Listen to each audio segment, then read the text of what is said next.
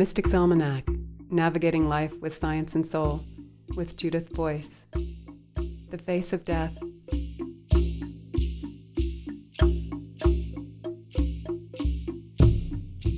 For over 2 years, I traveled around the U.S. lecturing on menopause and women's health.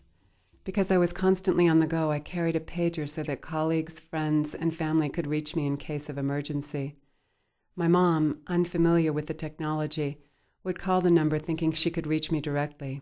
"Mom," I told her as I returned one of her pages from an airport telephone, "I worry every time you page me. I think someone has died." "Sorry, honey," she crooned. "I just wanted to catch up with you and find out how you're doing." A couple of months later, I was in a hotel room in Fort Worth, Texas, preparing to have dinner with one of my coworkers. The pager next to the bed began to vibrate and flashed a familiar number, my parents in Ohio. I dialed, remembering my last conversation about the pager with Mom. My parents sounded tense and weary when they answered. "Your sister Ruth was going in and out of consciousness this afternoon," said my mother, her voice as flat as a wind-swept prairie. My sister had recently had surgery to mend a badly broken leg, and I knew any surgery ran the risk of seeding a blood clot, especially in the leg. A blood clot could block the lungs, cause a stroke, or lodge in a major blood vessel. They took her to the hospital, and she died. The words rolled through my brain and took all semblance of order with them. I groped for words, asked for details, and struggled to comprehend the enormity of losing the woman who was my closest biological and emotional link in the world. I canceled plans for dinner and spent the evening crying and trying to choke down some room service food. My sister was dead. My sister, dead. The words kept rolling around in my mind, threatening to batter and destroy all of my carefully collected ideas about death and dying. I had counseled others about the power of death and the permanence of the soul. Death was the other side of life that created a sacred whole. At least I have some spiritual understanding of death, I consoled myself, which I'm sure will make the grieving process easier for me than the rest of my family. That arrogant assumption haunted me over the coming years. As the numbness passed, anger replaced it.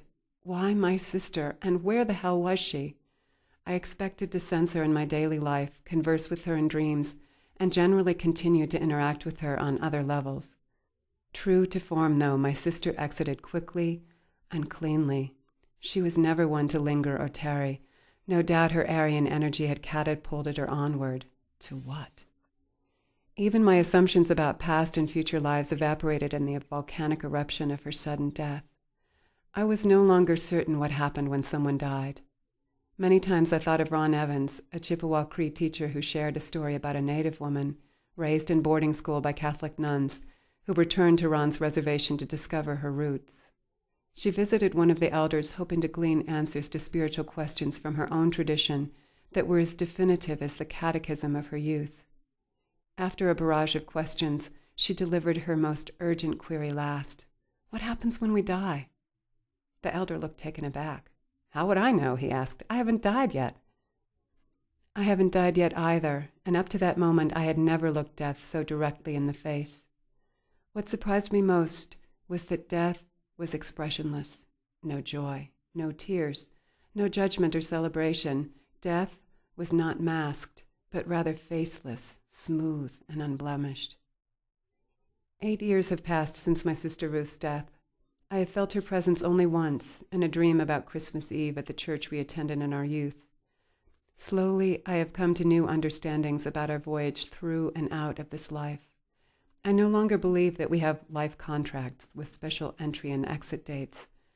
I believe we have several points in our lives when we have the opportunity to leave, stay, or transform. I see now that my sister, with few worldly encumbrances, was ripe for a quick and easy exit. I'm reluctant to wrap explanations or conjecture around this experience of death. I want to leave space for the mystery to inform me in its ruthlessly magnificent way about the mechanics of death.